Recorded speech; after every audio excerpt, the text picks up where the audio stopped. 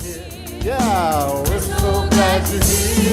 Oh, we're so glad to be together in unity. So, how is everyone? Good. I want to start this morning with a quote that I know we've all heard many, many, many times by Pierre Teilhard de Chardin, and he says, "We are not human beings having a spiritual experience. We are spiritual beings having a human experience." I want you to take a breath of that. Breathe that in deeply and really let it settle into your bones. Because we hear it a lot, but do we really hear it? We are spiritual beings having a human experience. So let me ask, who would concur, without a show of hands, that you're having a human experience? You're experiencing some grief, some anger, some fear, some anxiety, some worry. Questions. Do y'all question stuff? Questions. So this morning I want to start by acknowledging that I know that there are some of us that have experienced some wounds from the religious organizations that exist. And one of the ways that I hear that reflected to me is when people tell me that they really have a problem with the word God. I'm going to use that word quite a bit this morning, more than we would normally use, but it's for a reason and for a purpose. So I'm going to ask you to hold that word. Just hold it lightly. Hold it lightly and hold it in a space of allowing it to transform into something different. Because this morning we're going to talk about boxes. Boxes. Each of us at some point was handed a box. A God box, a belief box. A structure that someone said would help us make sense of life. And these boxes came from Sunday school lessons, from our teachers, from well-meaning parents, from books we read, from television shows that we saw. Whatever it came from, it shaped our understanding early on in our lives of the divine. And many of us inherited a version of the divine that felt more like a distant ruler, more than a living presence. A God who loved you, but only if you behaved. A God who was powerful, but not always kind. A God who was out there, but rarely in here. And let's be honest, these boxes served us well for a while. They worked for a while. But here's the problem. God never agreed to live in those boxes. Our lives evolve, our experiences change us, stretch us, and our pain reshapes us. So what if spiritual evolution now asks us to ponder deeper questions? Do you have deep questions? I have a lot of deep questions. So I came across this book last year, and it's called Is Your God Big Enough, Close Enough, You Enough?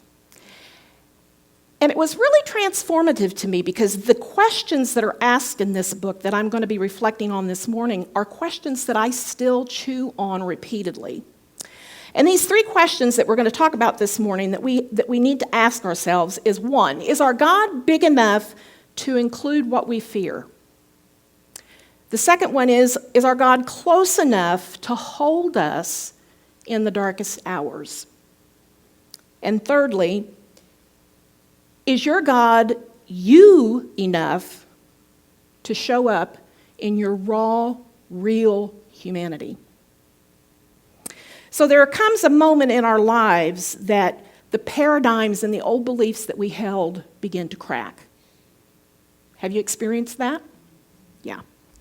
It might have been a marriage that failed, and your theology said that, God was not happy with that. He doesn't like divorce, and so you felt somehow betrayed or broken, right? Or it might be that you stayed in an abusive marriage because you were told that God hates divorce. So now, not only do you feel broken, but you feel abandoned by God, right? Could be when a diagnosis came and someone suggested that maybe you just don't have enough faith, as if suffering disqualifies you somehow from the presence of God. Or maybe it was the moment that you realized you were gay, or that you doubted the existence of hell. That's a wall breaker, huh? You just couldn't reconcile a loving God with genocide in the Old Testament. These are all things that hit up against those boxes that we have. But what happens is you outgrow the box. Not because you're rebellious, but because you're expanding. So there's an example of a gal, let's call her Carla, that believed for years and years that the Bible was literal. Everything in it was to be taken literal. Jonah in the belly of the whale, 7 days of creation. Women are not to speak in the church, right? And that's the framework that she held until her 19-year-old son came out to her as gay. And in that moment, her box shattered, because she had spent all this time believing that that was wrong. So she prayed and she wrestled. She cried, right? And finally she said, if loving my son puts me at odds with the God I've always believed in, then maybe I need a bigger God. Even Jesus confronted and dismantled worn-out religious systems. He healed on the Sabbath. He broke bread with the unclean. He touched the untouchable. He forgave the guilty. He was accused of blasphemy, not because he rejected God, but because he believed and he revealed a bigger, closer, more human-shaped God. They were upset with him because he was revealing God within, not following the religious traditions of the day. Jesus shattered the paradigm of a distant deity and revealed a divine presence that lives and breathes in us as us. So what if some of the belief structures that we've carried with us, they may have been beautiful in their time, for sure, but what if they're no longer big enough to hold the fullness?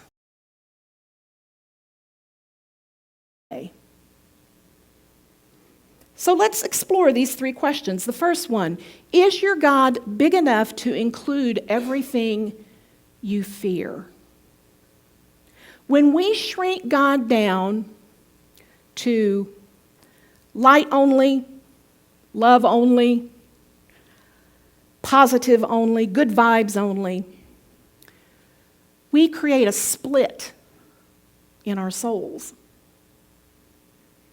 We say God is love, but we live as though that God disappears the moment things get hard. But what if the presence that we call God is not scared of our fears? Remember, we're spiritual beings having a human experience. What if God meets us in the fear, not to shame it away, but to transform it? Right?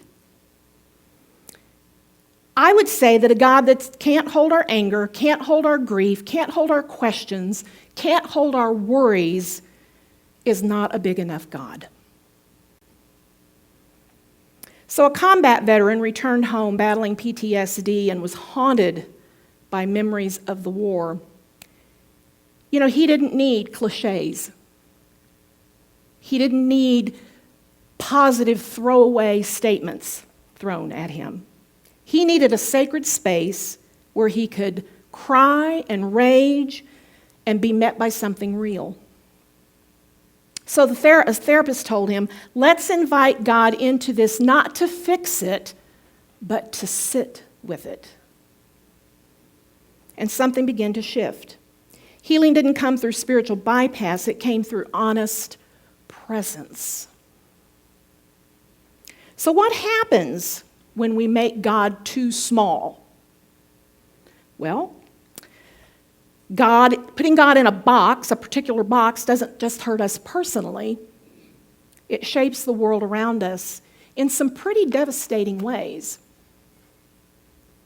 If we make God small, tribal, male only, or legalistic, if we put God in that kind of a box, here are the types of things that we create. When God is on our side only, we're correct, we have the right way to do it, and no one else does. Everyone else is wrong. We justify divisions and war, religious violence. And haven't we had enough of that in our history? When we create a God of hierarchy where some are better than others, according to God, that enables us to oppress people in the name of God. And that creates racism and colonialism, and haven't we had enough of that in our history? When we put God in a box and that God tells people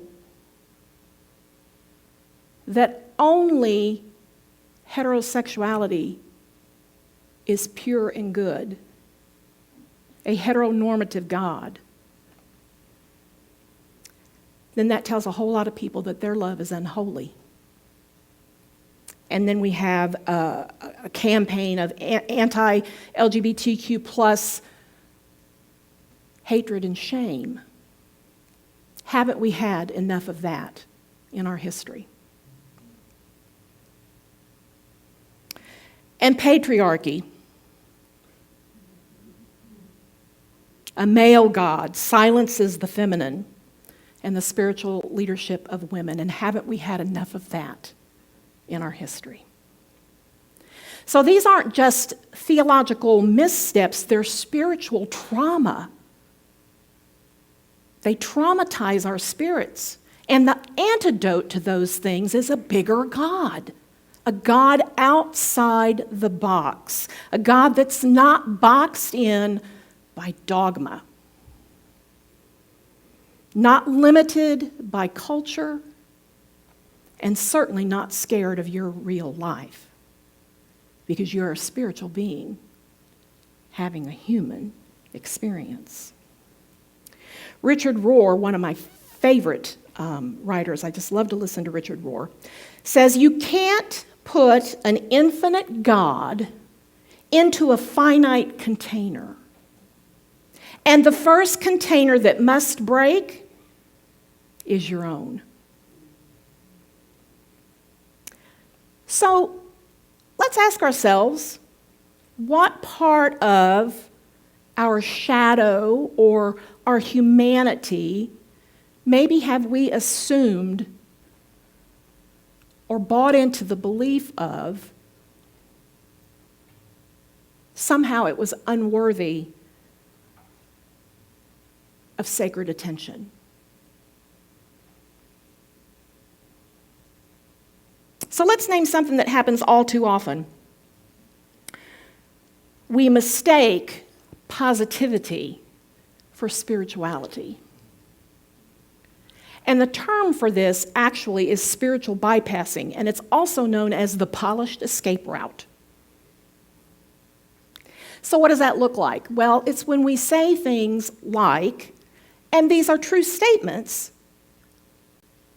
not said correctly, we say things like, everything happens for a reason, Just stay in high vibration. Don't claim the negative energy. But see, when we say things like that, which are true and powerful, but when we say those in the presence of our own pain or someone else's pain, in a offhanded, throwaway platitude, we've actually created not enlightenment, but weapons of avoidance, a way for us to avoid anything that doesn't feel good. When we use spiritual language to escape emotional reality, we're not expanding our awareness, we're actually hiding in it.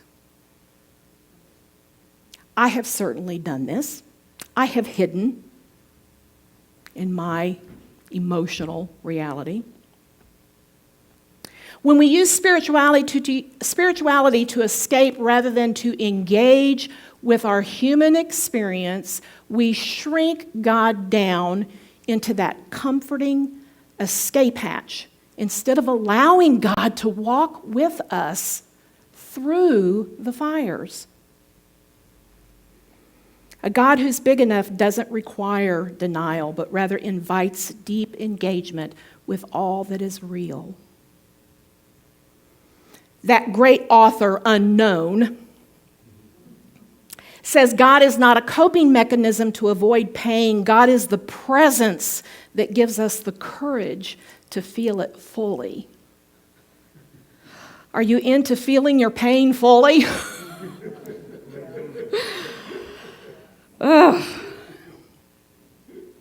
So I would ask you to think about where you have used your beliefs, your spiritual beliefs, to avoid emotional truths, to avoid pain. And what would it feel like to bring your fears, your doubts, your sadness, your anger, all that human emotion, how would it feel to bring that into the open, into the light, rather than trying to suppress it and hide it? So question 2, is your God close enough to hold you in the dark? So I've had many nights that were long, some tearful, wanting answers, and the answers seemed very few. And it felt like my idea of God disappeared. I felt like God was a million miles away. So when those nights are long and the answers are few, does your God disappear? Or does it deepen? We've been taught to think of God as a rewarder, a problem solver, a cosmic vending machine. So when things fall apart, we make an assumption that God left. Because we're supposed to have the answers to the problems. We're supposed to get what we need. We're supposed to have the problems solved. But the sacred doesn't flee in our suffering. The sacred sits in it. God doesn't live here in this building. God doesn't live in a temple way out somewhere, and God doesn't live in your meditation room alone. God lives in those midnight cries, in those wordless prayers. How many of you have been so bothered by a situation you just didn't know how to pray? Right? So 16 years old, headphones in, hoodie up, door locked. His parents were fighting again downstairs. Same words, same tension, same hopeless feeling. He didn't know how to fix anything. He didn't know what to say to his friends. He didn't even know what he believed anymore. That night, he slid down the bathroom wall and he just sat on the cold tile floor. No words, no prayers, just silence. And he felt completely alone. And then, in the quiet, something shifted. Not a voice, not a fix, just stillness. A sense that he wasn't entirely by himself. Like something invisible was sitting next to him, breathing with him. He didn't talk about it, he didn't post it on social media, but he remembered it. And later when someone asked him what changed, he simply said, "I didn't feel alone anymore. That's when I knew someone was with me, even if I didn't have the words."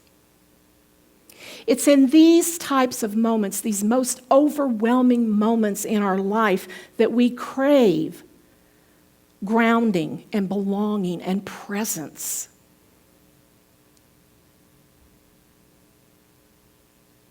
Divine doesn't fix from above, but rather holds us from within. And you know, that is an intimate act, a close, intimate relationship. It's presence. It's the experience of God who lives in our breath, not trying to erase our struggles, but sitting with us, compassioning through us, companioning through us and with us. It's a divine relationship. A close, intimate, divine relationship. So what happens when God's not close enough? Well, our idea of God, we feel spiritually abandoned, especially in times of pain. We begin to suffer in isolation, and we begin to perform to earn God's attention. We suppress our shadow, and we go through spiritual motions without connection. There was a time in my life when I used to comment to James that I felt like a fake. I felt like I was going through the spiritual motions, the things that I knew that I was supposed to do, but it felt performative. We look for God in external sources instead of recognizing the divine within. But when God is experienced as truly close, not far away or conditional, we find that we're never alone. Even in darkness, we're held. Even in chaos, we're connected. The sacred becomes not something we reach for, but something we remember. It's right here. Take a breath. Right there in that breath. Right there in that breath. So the third question is, this one really will shake the walls of the boxes that you may have built. For many of us it has. Is your God you enough? Not in an egoic sense, but in a radically incarnational way. Is the divine present in your body, in your stories, in your wounds, in your wisdom? Is the divine present in that? And then is God found in the messy, marvelous experiences of our humanity? Because again, remember, we're spiritual beings having a human experience. Too many of us were taught that God could only be found in the perfect, the pristine, the holy. But if divine is life itself, then everything, including that human experience, is sacred ground. Your quirks, your contradictions, your stories, your questions, oh, the questions, it's all sacred ground. There's a story of a man raising 2 kids alone after their mother left, and every morning he'd wake up early to make pancakes. Not because he was good at it, he usually burned them, but because it was his way of creating stability for the kids and for their lives. And one day he was just overwhelmed and exhausted, and he collapsed into a chair and he said aloud, "God, I am failing at this. I have no idea what I'm doing." And his little 5-year-old daughter came up, wrapped her arms around him and said, "You're not failing, Daddy. You're making pancakes." And in that moment, with flour on his shirt and tears in his eyes, he felt more connected to God than he ever had in his life. Not because he had it all together, but because he didn't. God was in the burnt pancakes, the early mornings, the struggle, the tenderness, in the trying. If the divine is not in the raw, real, and right now, if our God doesn't meet us in these places, then why are we centering our life around it? When God is not you enough, not woven into your humanity, your body, your lived experiences, spiritual life becomes something you perform, not something you embody. The divine feels separate, above, out there, distant, unreachable. And that separation creates deep disconnection from ourself, from others, and from the sacredness of being a human being. You begin to think that there's a spiritual you, and then there's the regular you, right? The spiritual you prays and meditates and says all the right things. And then the regular you has doubts and fears and grief and mess. And if God isn't you enough, then you assume that only one of these versions is lovable and acceptable. And guess which one that is? Right? So you hide, you fragment. But true spiritual wholeness comes when you realize that God includes all of you. All of you. Everything that you don't like about yourself. Everything that you wish you could change. Everything that says, I'm not good enough. God is in all of it. And embraces you in all of it. Do you feel that? Is that powerful? God embraces you in all of it. When you don't trust that the divine lives within, you keep looking out here. You're looking for the next book, the next guru, the next teacher, the next grand idea that will take you to the next level. And you lose trust in your own intuition, in your own body's knowing, and in that small, still voice of your soul. We lose our faith in it. But when God is you enough, you remember you're not separate from the source. You are a vessel of it. You are a container for it. You are the expression of it. If God's only found in rituals or sacred texts, you might miss the presence that exists in washing the dishes, in cleaning the toilet, in raising the kids, in laughing with your friends, or in sitting in the stillness.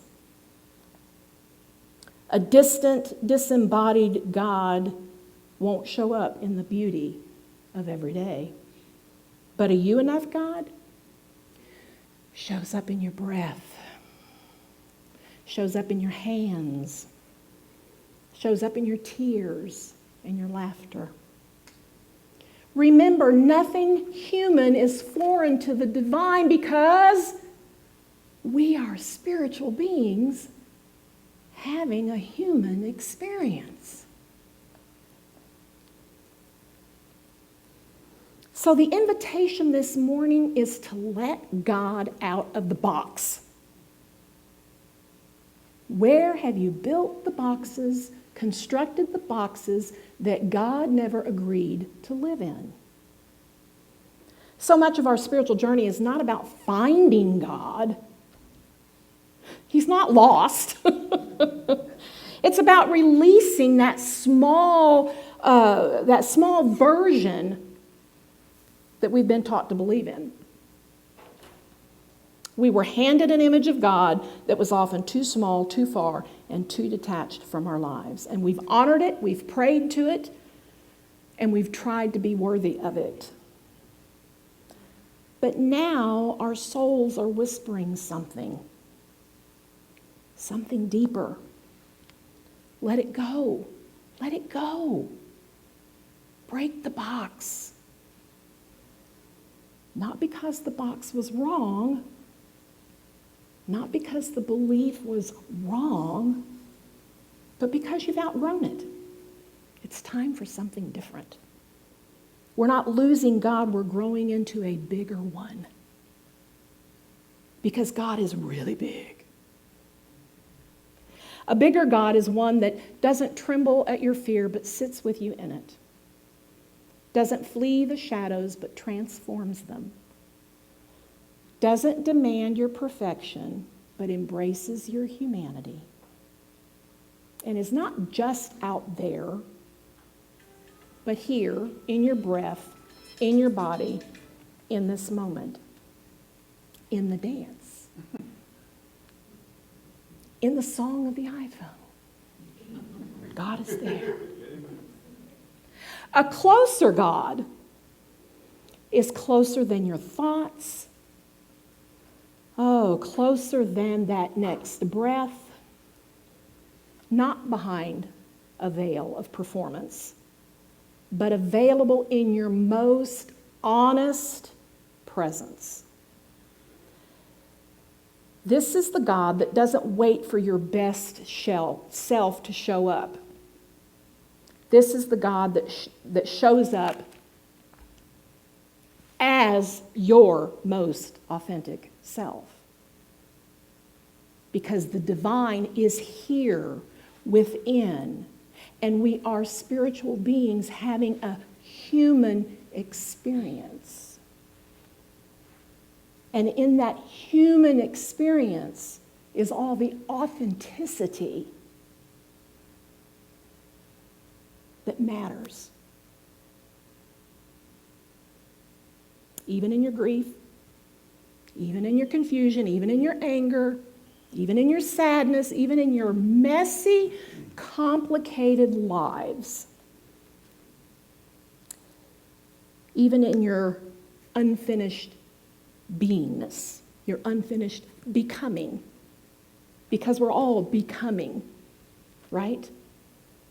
We're just not finished yet.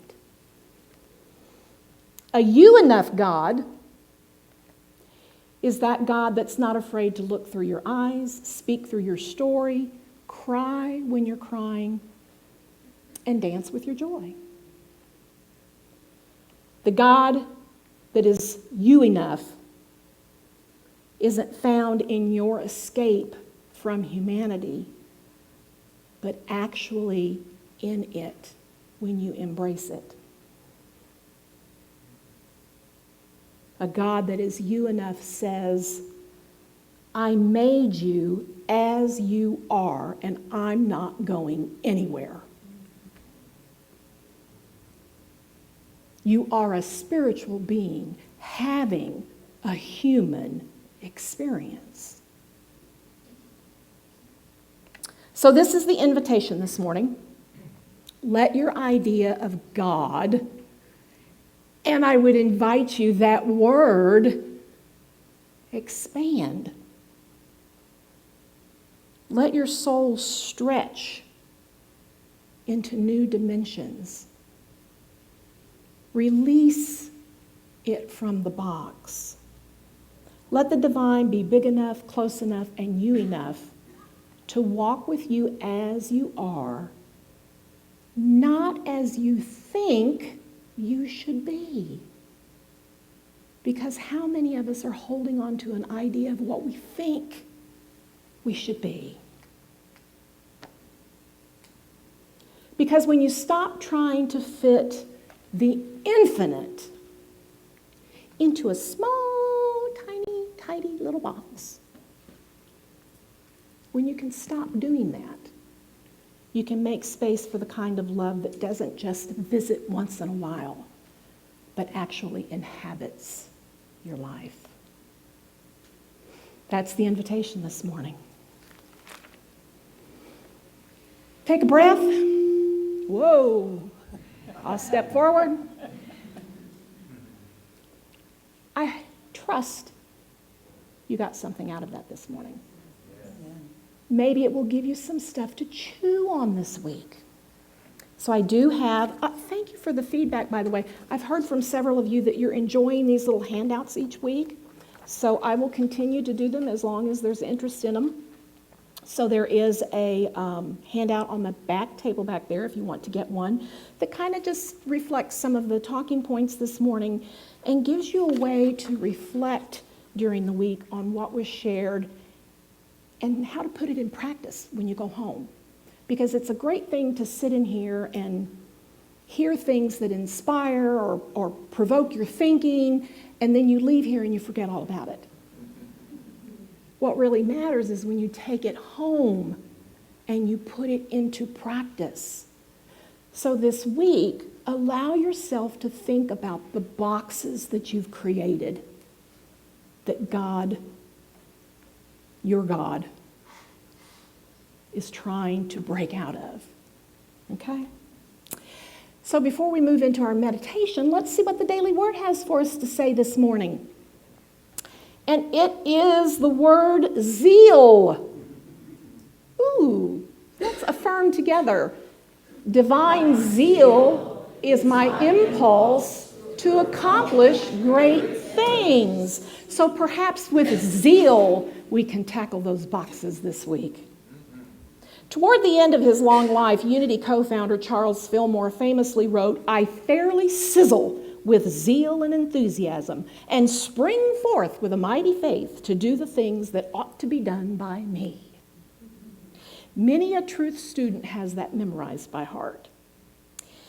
This story shows that as a divine gift, zeal is always mine to call upon, no matter my age or the stage of my life. It's the impulse that makes me eager to rise in the morning and gives me energy to get started on the day's tasks. It drives me to give the best of myself to those people and things I care about most. Zeal is quickening, enlivening energy that helps me feel the presence of God within and bring that presence to life in a way that only I can. I sizzle with zeal. Let's say that. I sizzle with zeal. With passion and enthusiasm, I live, love, and serve. So we're going to turn down the lights. We're going to have a time of meditation. We are blessed this morning to have Sarah on the flute, and she's going to play behind as we have meditation this morning. So I want to invite you to just find a comfortable position. Let your shoulders relax. Let your neck relax. Feel yourself firmly in your seat.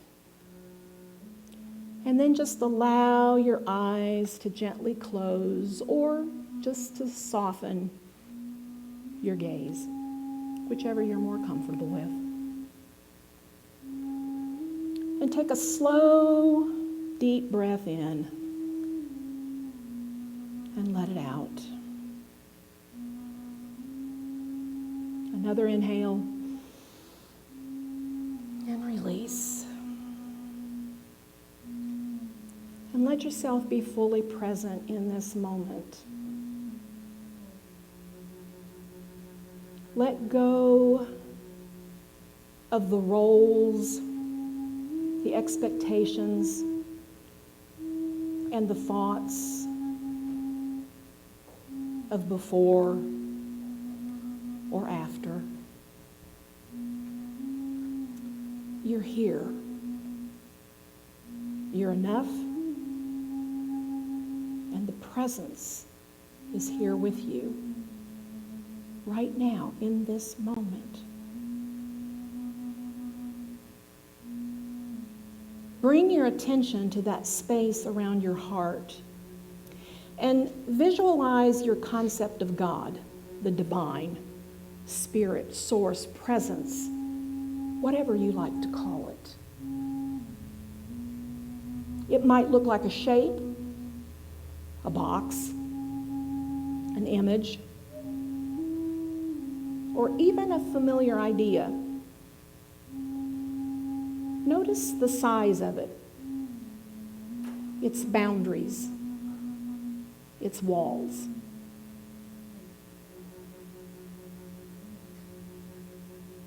And now with your next breath, let that image soften. Let the edges blur. Let the walls dissolve. Let source become bigger, wider, greater than your fear, deeper than your questions, freer than your past ideas.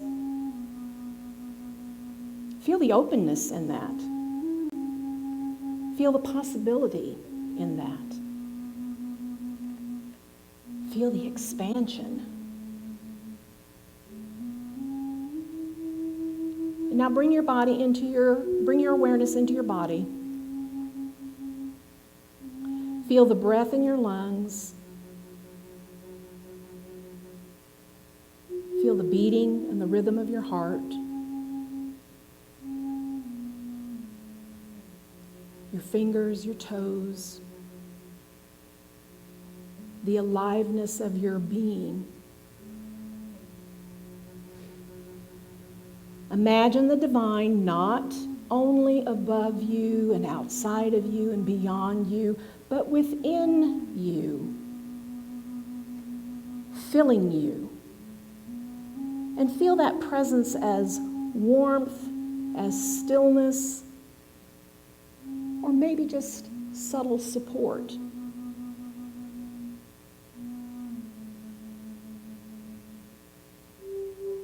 A sacred nearness that doesn't need you to be perfect, just to be present. Rest here in this presence, in this space, and let yourself just be held.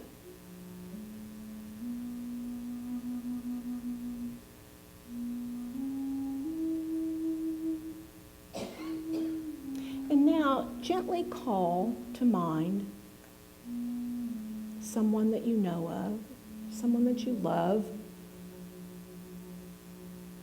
who's been struggling. See their face and say their name in your heart. And now send them love and wrap them in this same presence that's holding you. And take a breath for them in this space.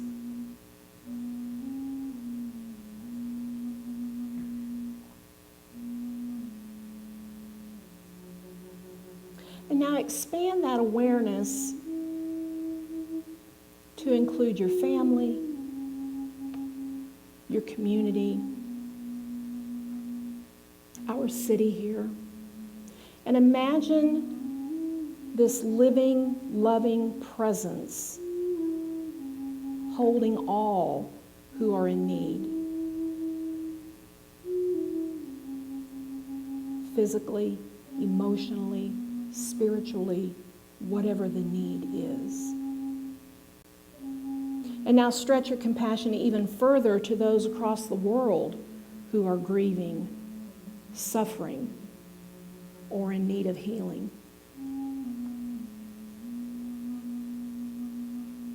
Breathe gently for the whole world. Let your presence be the offering, and let your compassion be the prayer.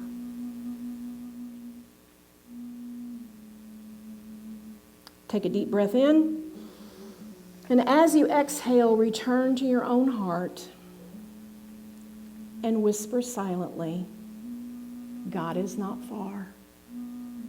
God is here, big enough to hold the world, close enough to hold me, and me enough to live through me. So begin to wiggle your fingers, your toes, feel your body grounded in space and time. And when you're ready, you can open your eyes, knowing that you are held, knowing that you are loved, and knowing that you are a part of something infinite. And so it is. So take a stretch. We're going to bring the lights up slowly.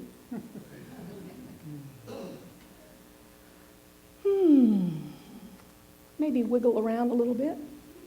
Stretch out a little bit. Oh, yeah. How do you feel? Good.